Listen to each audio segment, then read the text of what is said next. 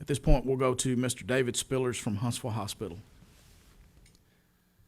Good morning. Update on the patients that we have across North Alabama. As of this morning at 10:30 a.m., we had 121 patients in the hospital, confirmed COVID patients. 30 of those were in the ICU, and 14 of those are on ventilators. In Madison County, we have 50 inpatients in our Huntsville Hospital facilities. 36 of those are at Huntsville, Maine. 5 of those are at Women and Children's. 9 are at Madison. 12 of those are in ICU, and 8 are on ventilators. Crestwood also has 3 inpatients. I think probably the news today is we now have 5 children with COVID that are COVID positive that are in the hospital. So if you think this doesn't affect young people, it actually affects young people. Some of those children are only months old, so it's the first time we've seen that during the pandemic.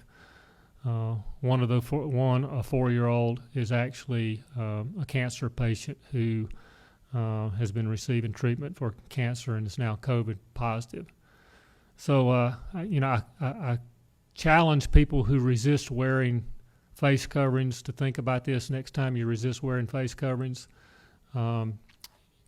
Anybody could have COVID. Anybody could give COVID to someone else because in many cases you might be asymptomatic. You could be giving COVID to a child. And if the thought of you accidentally giving COVID to a child, or particularly a child who's trying to deal with cancer, is not reason enough to put on face covering, I don't know what is. So I think it's time to think about others when you resist wearing face covering. Thank goodness the Safer at Home order stayed in place. I'm not in politics and I don't have to enforce things, so and I don't want to make it hard on those that do. But I think the movement, and I think you will see a movement towards mandatory masking. I hope it would go statewide. It's interesting. You don't get to go in a restaurant if you don't have on shoes. Why do you get to go in a building without a mask on? I think we can start changing people's mindset on that. And I have watched some of the people come to council meetings and react. Just the thought of having to put a mask on, they just go kind of ballistic over that. The case that I used earlier about the children, we have to take care of our children.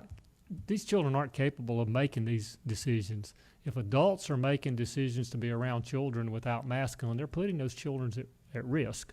So, I would ask people to think about others, not necessarily yourself, when it comes to masking.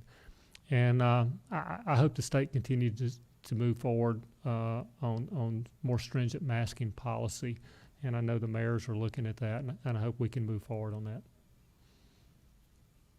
It would certainly be easier if it were done statewide by the governor and the health department as opposed to making every mayor make their own decision.